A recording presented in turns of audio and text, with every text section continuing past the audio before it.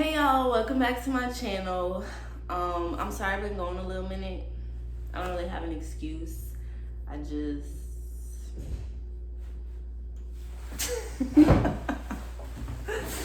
I don't know, I've been dealing with a lot, like everybody else. Everybody been dealing with a lot, I've been dealing with a lot. And I just ain't been having like no motivation, no really reason to be posting. I feel like my videos, it's like saying the same thing other videos is saying, and I don't want to be like repetitive or anything, but I'm different, you're different, everybody's different, so I'm not even going to put myself in that category or whatever like that. So let's just jump right into the video. Christiana, let me let you know, since I was there for you, baby, dreams all I see. 22 years, when I think about you, I love you, always did, 'cause you're my baby girl. So I'm just gonna be answering some questions that I've gotten under my last video. Thank y'all for tuning in and everything. Y'all asked a bunch of questions and I'm gonna answer some of them. So question number one, I got my laptop right here. Question number one is, can you have a laptop and phone at BootCamp? No, ma'am, Pam. No, you cannot have your laptop. You cannot have your phone. When you get to BootCamp, let me break this down for y'all. Because I know a lot of people don't know. Like, a lot of people just see the little videos, you getting yelled at and everything. Like, they don't know what you can and can't do and everything. That's why everybody going up in there scared. Because it's like, okay, we don't know what we doing. We don't know where we at.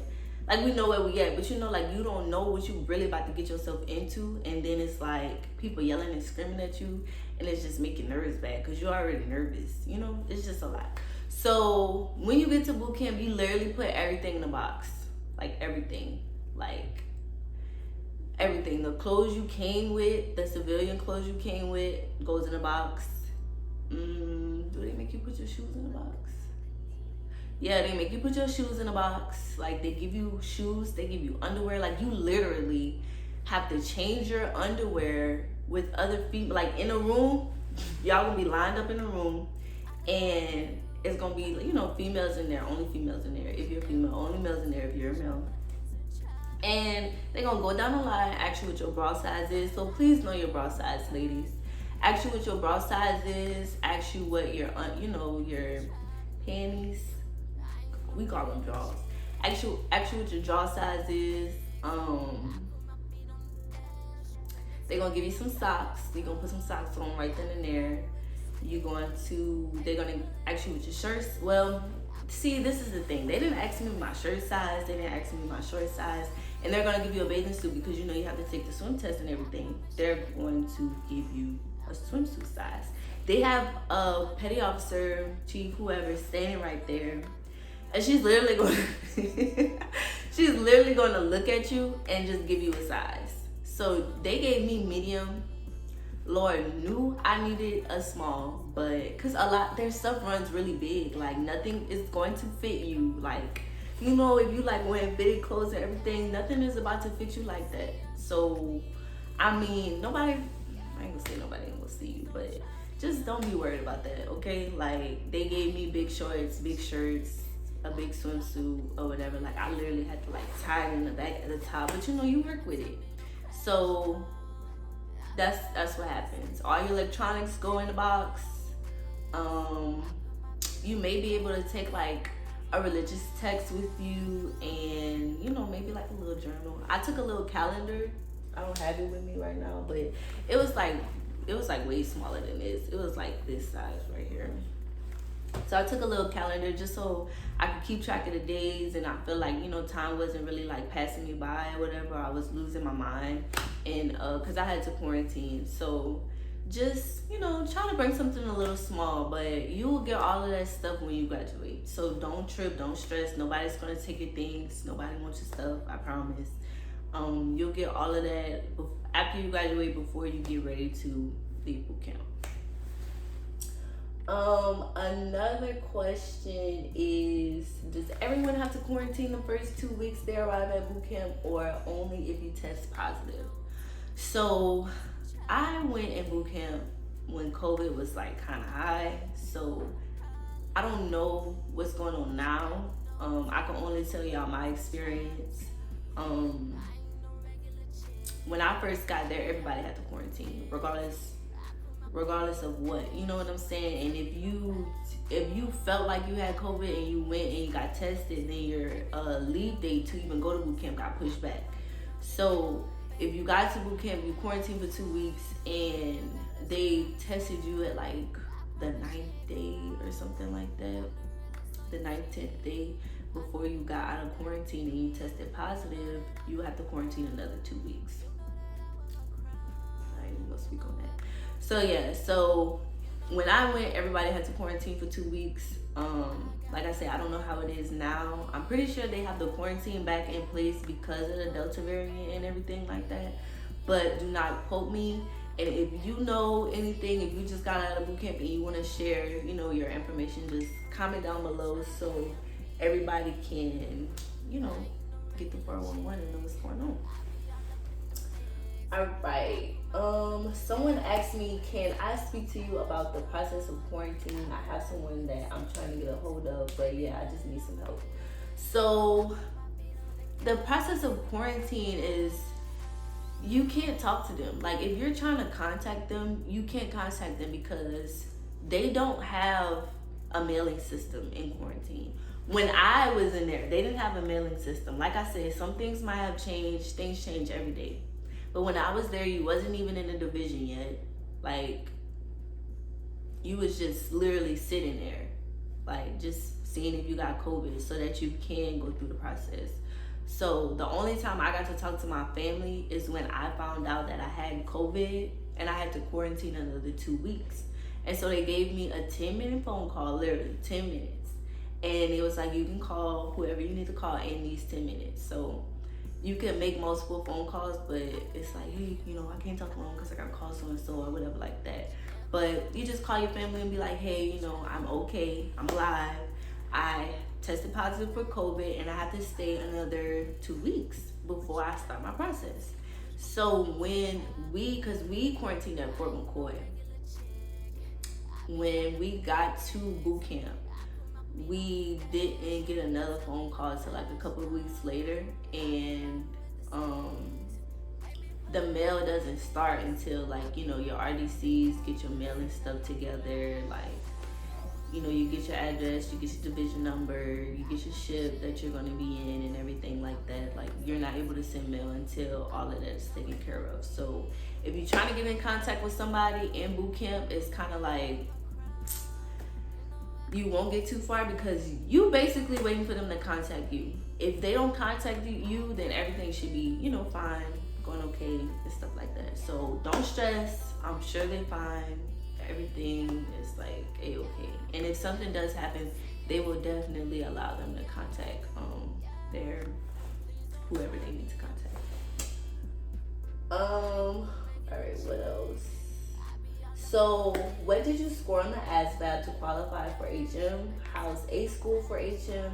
And do you know where you're going to be stationed? Do you have the option to be overseas while being in HM? She asked a lot of questions. What did you score on the ASVAB to qualify for HM? I'm about to give you all my ASVAB score because that's just not your business. But I think you have to get like, I don't know, maybe like a 50 or above or something like that. I don't know, a 60, I don't know. The ASVAB really wasn't hard. Like, I was scared. I don't know why, but the ASVAB really isn't bad. Just, if you fresh out of high school, then you should make a pretty good score. If you fresh out of college, you should make a pretty good score. Like, I wouldn't trip on it, and you can take it multiple times. So if you make something that doesn't qualify for the job you want, you can take it again. I don't know how many times you can take it, but just don't trip. It's not, to be an HM is not, you know, like super, super high. Like, you don't need a perfect score, but you can't have like a 30 or 40. think it's like 50, 60 in that range like that to be an HM. How's A school for HM? A school is rigorous because you're getting so much information in 4 months. Literally so much information. You have a test every week. You have labs during the weeks. You have tests, you know what I'm saying? Like, it's not, all right, we're gonna study this material and y'all have the weekend or whatever. You might start a chapter and then like 3 days later you got a test. And I don't know. I'm not saying it's not doable. I did it, you could do it. If I could do it, you could do it. If the people before me could do it, I knew I could do it. So don't stress about it. Just, you know, make sure you study. A lot of people don't study. And that's where, you know, I didn't study for a test one time. And I thought, you know, I'm like, oh, this easy. I got it in the bag with the woo. Like, I'm good. What? After that test, I was like, I need to start studying because I'm not playing with these people. Because, you know, once you fail too many tests, you could fail out of A school and you could get re-rated. You could be a pack seaman, you could be pack fireman or something, you could be an MA. And nothing is wrong with those rates. Like, you know, shout out to everybody in those rates, you know, whoop-de-whoop, whatever. But I want to be a corpsman, and that's what I signed up to join the Navy, to be a corpsman. So I'm not trying to, you know, just have to do something I don't really see myself doing. I don't really want to do. So make sure if you a corpsman, you come into corps school, like, just study. A lot of people get in trouble. A lot of people get in trouble for like stupid stuff, like drinking underage, doing a nasty in the barracks, thinking, you know, people they friends and telling their business and they getting caught. You know what I'm saying? Like, people will snitch on you. And in corps school, like, when you get in trouble, they going through your phone, they going through the person who told phone, like, they going through everybody's phone. So if somebody lying, if they missing something, like, they gonna catch it. Like, so people get in trouble over the stupidest things. And I just feel like it's because, you know, you was in boot camp, couldn't really do nothing. Now you get to corps school and you get a little bit of freedom because you still have like rules and, you know, stuff you have to follow. But it's like they get this little piece of freedom and they just think they sneaky like the Pink Panther. Like, no, like, you will get caught or somebody will tell on you. If, you know, just don't do nothing you don't have no business, especially in corps school, because getting in trouble is not worth it. Like, they dock your pay, like, you get however many months half pay. I got bills, so I need all of my coins. Run me all of my coins. And, you know, you get on restriction, you got extra duty. Like, in restriction, people, you know, you can't talk to other people with them. Like, you gotta eat at a certain time, you gotta leave your door. Like, it's a lot that people think. I'm not gonna do all of that. I already joined the military. I already tell me, you know, what I gotta do all the time. Like, if I wanna come inside and take a nap when I get inside, that's what I'm gonna do. And if you're on restriction, you can't lay in your bed during the day. Like, nah, that's just too much. Do you know where you're going to be stationed? I do know where I'm gonna be stationed. I ain't gonna tell y'all that.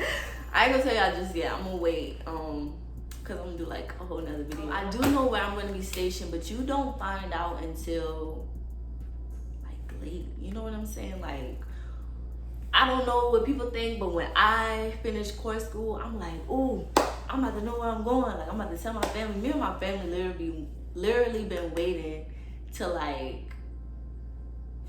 months ago to see where I'm gonna be stationed, and I literally just found out like last week. So if you're quad zero, meaning if you're going in as, you know, a basic corpsman or whatever, you may find out before, like you might get your orders like before you graduate A school. Like, it's a process. Orders is a process. You know, the detailers doing what they need to do to get you what you need. So, you know, sometimes it could be a waiting game. Sometimes it could be a little frustrating because you're so anxious, but you'll know. I'm DA. I signed the contract to be DA, so I had to go through DA school first, and then I got my orders after I was like, you know, finishing DA school. So when you're in A school for corpsman, you could pick a C school if you're quad zero. If they need those billets filled, you could, you know, be a surge tech, you could be a PT, PT tech, you could be an x-ray tech, you could be behavioral health, you could be prev med. Like, it's so many different avenues that you can explore while being a corpsman. So keep that in mind. I didn't know all of that, to be honest with y'all, when I joined. I had no idea you could do all. You could be farm tech, a pharmacist. Not a pharmacist, but like, you know, a pharmacy tech. You know, you can do all of that stuff. So keep that in mind. And do you have the option to be overseas while being an HM? Absolutely. Absolutely.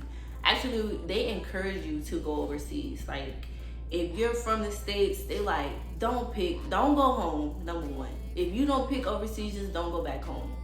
That's what they tell people. But if you want to go home, girl, go home. Shoot, like, who am I to tell you? Like, everybody don't be having the same goals or the same mindset. Like, just because they went through this or whatever the case is, if that's something you want to do, you do it. This is your life, okay? Because I don't want to be in Timbuktu and, you know, something. That's just not me. But I'm not going home. But that's just not me. You could be in Japan, you could be in Italy, you could be in Bahrain, you could be all over the place if that's where you want to go. Overseas billets, like actually choosing where you want to go, you have to be like top of your class. So you have to be like number 1 or number 2 or number 3, I think, of your class,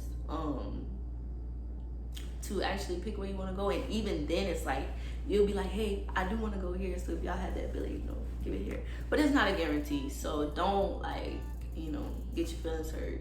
Because if the Navy ain't got the space for you, like, what you want them to do, you know? So yeah, so you can't go overseas as a HM. Absolutely, they want you to pick overseas for whatever reason. What is the green camo utility stuff? What have they done to my Navy? I miss the dungarees. At least the blue NWUs make sense.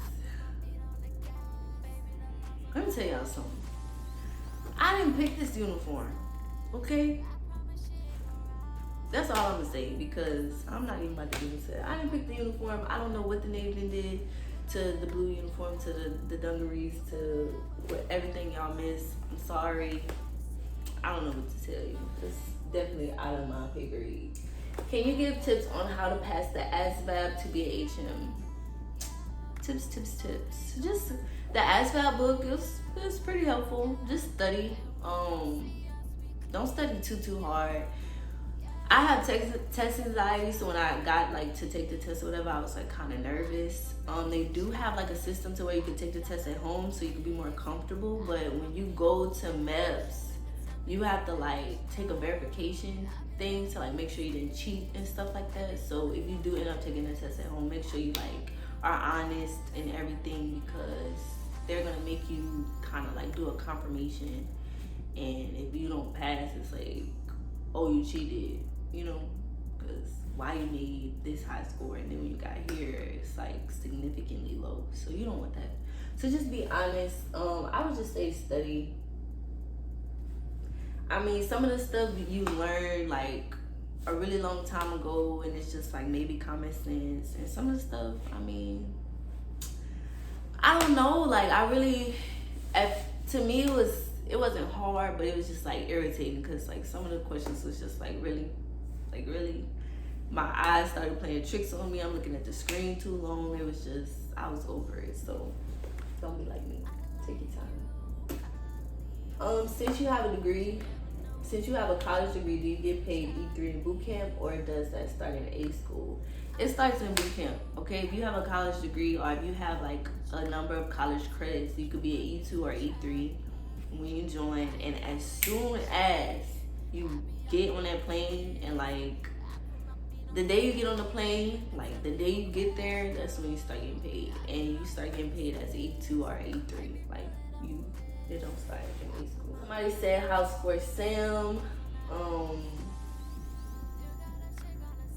It's better now that we're allowed off-base liberty, but if you like grown, or if you like was used to just doing your own thing, you know, going in whatever time you feel like or whatever like that, you got a curfew, you know, you can't wear certain things, You can't go to certain places outside of base, stuff like that. So I mean, it's better than boot camp. It's better than boot camp. So just keep that in mind. Can you wear lashes in A school as long as they're natural looking? Yes, you can. Somebody say you ain't gonna have no time. That's a lie. You could get cute in A school if you want to get cute. You know, beat your face every morning. For people that don't know what that means, if you want to, like, you know, do your makeup every morning, then you could definitely do that. Like, I know some girls, you know, they was real cute every day. Now, for San Antonio is hot, y'all. Like, it's so hot. Like, it's so hot. Like, you be burning, you be sweating, like, whatever. So, you know, do keep that in mind if you a makeup kind of person. But absolutely, as long as it's like a natural face, natural lashes, nothing like, you know, too long or whatever like that, nobody is really gonna tell you anything unless they just being a butt that day. But still, you know, if it's natural, nobody can tell you nothing. Just don't come outside with, you know, rainbow colors on your eyelids, and they'll discuss all that stuff with you in boot camp. You can get your nails done. They can't be no crazy colors and stuff like that. They'll discuss all that with you. Alright, that's gonna be all the questions I answer right now because I don't want this video to be too long. But everything is what you make it, you know, and I know you hear that a lot of times. And when you join, you're gonna hear you sign up for this, you volunteer for this, da da da da da da. Like, okay, whatever, like, just be quiet. But it's what you make it. Once you get to a school and, you know, start meeting people that you don't have to literally be stuck with in a compartment for however long, it'll get better. If you have a good attitude, good things will come to you. So just keep that in mind. Thank y'all for tuning in. Make sure y'all watch all my other videos coming up. I promise I'm gonna be more consistent, but y'all gotta let me know what y'all wanna see because I don't be knowing what to do. So just keep me updated, keep me posted, and I'll do the same for y'all.